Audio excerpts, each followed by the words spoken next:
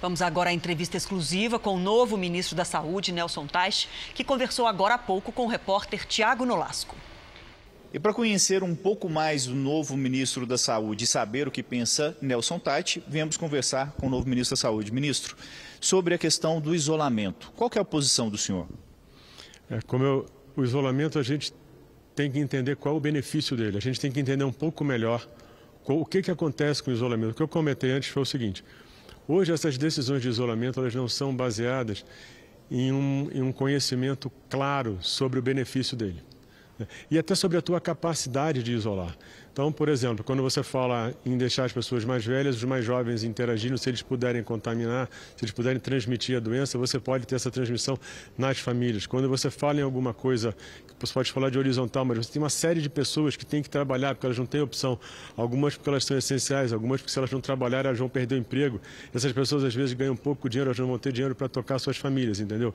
O que eu tenho colocado hoje é que discussões genéricas, tipo o vertical, o horizontal, elas são muito superficiais. O que a gente tem que fazer hoje? O fundamental seria que você entendesse, tentasse entender. Por exemplo, a gente estava falando de uma política de teste. Quantos por cento da população estão realmente foram infectados? Quantos estão imunizados? Quanto é a transmissibilidade dessa doença? Como é que isso funciona? Se você não tem isso, a discussão sobre tipo de isolamento, que isolamento, ela vira muito mais uma discussão emocional. Ela não é uma discussão de opiniões. É mais uma opinião do que uma estratégia definida com algum dado claro que você tem que mostra isso. É óbvio que se você tem uma coisa que está sendo transmitida, se você afastar as pessoas, você vai diminuir esse tipo de contágio. Então você vai reduzir a transmissão da doença.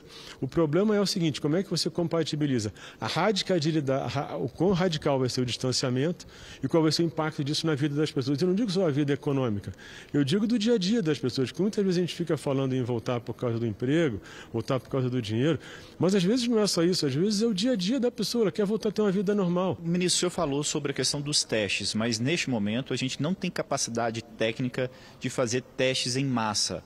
Tem como contornar esse problema? A gente tem que sentar hoje a gente tem que criar essa infraestrutura, né?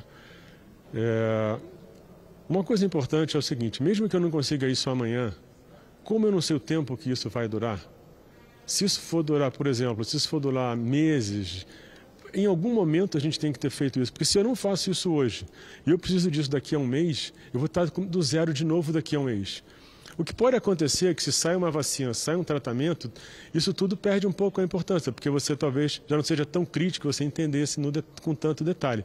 Mas nesse momento o que a gente tem que entender, o que a gente tem hoje, fazer um grande programa nacional e botar, como eu falei, bota saúde suplementar, bota SUS, bota empresariado. E eu acho que a gente, como que trata um lado mais, vamos dizer assim, científico, né? A saúde tem um lado científico forte, é você conseguir desenhar isso para que essa abordagem científica seja o mais sofisticada e rápida possível. Isso vai ajudar demais. Em linhas gerais, o que o senhor pretende mudar das ações tomadas até este momento pelo Ministério da Saúde com relação à pandemia de coronavírus? Cheguei hoje à tarde. Então, como eu falei lá dentro, qualquer coisa que eu diga agora do que eu vou fazer, do que o governo, do que o ministro anterior estava fazendo, vai ser uma coisa precipitada e talvez até leviana. Eu tenho que entender o que está acontecendo, eu tenho que entender o que foi feito, eu tenho que entender o que já existe hoje, tanto na saúde quanto fora da saúde, nos ministérios. A partir daí eu vou fazer um diagnóstico e a partir daí eu vou definir políticas e ações. Nesse momento, algum comentário de uma forma tão superficial, para mim seria inadequado. Por isso é que eu não vou te dar nenhuma opinião sobre isso agora. Mas o senhor acha que algumas medidas estavam sendo equivocadas ou não? Eu não vou comentar sobre o ministro Mandetta.